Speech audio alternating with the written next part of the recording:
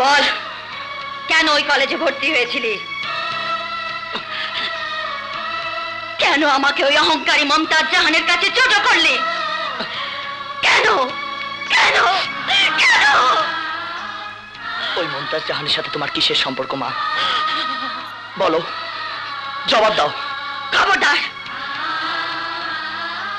আমাকে তুই কোনো অবান্তর প্রশ্ন করিস না। তোর মতো অপদার্থ ছেলের কাছে আমি জবাবদিহি করতে চাই না। শুনলাম দিশাদের কলেজে আজ একটা হাঙ্গামা হয়েছে। হ্যাঁ, দিশা প্রায় একটা গুন্ডার কথা বলতো, কি যেন রবিন না ফবিন নাম।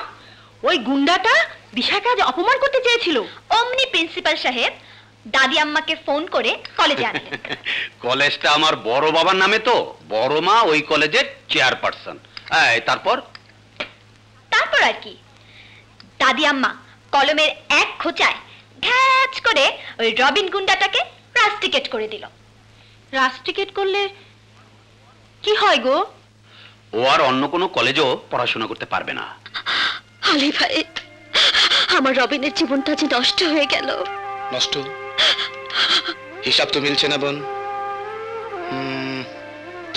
না বোন, শত্রুপক্ষ রবিনকে কলেজ ছাড়া করেছে। রবিন নষ্ট হয়নি, হতে পারে না।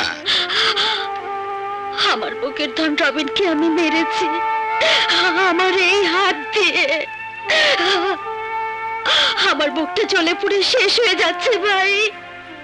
সব ঠিক হয়ে যাবে, সব ঠিক হয়ে যাবে। কোথায় আমার ভাগ্নে, কোথায়? সারাদিন আমার সাথে একটা কথা বলেনি, কিছু না খেয়ে শুয়ে আছে। তুমি কোনো চিন্তা করো না, কাল সকালের মধ্যে আমি সব হিসাব মিলিয়ে ফেলবো। হ্যাঁ,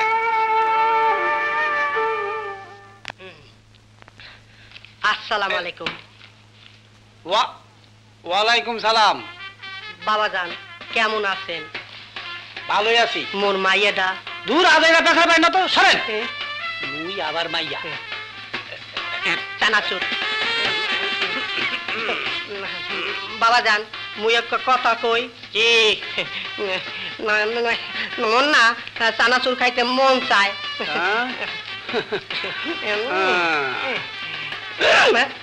টাকা টাকা তো নাই, আজকে বাকি দেওয়া যায় না। পরে পরে ওই দিন কাউয়া খাইয়া ফালাইছে, খাও খাওই না দিন আর নাই। তাইলে আজকে জামুবা তাহলে খারা খারা স্যার দেখতে কইছি। হ্যাঁ, দেখো মনে করে কি ভাত ছিড়ালে কাউয়া পাওয়া যায়, আর চানাচুর ছিড়ালে তোমার মতো বহু শ্বশুর পাওয়া যায়।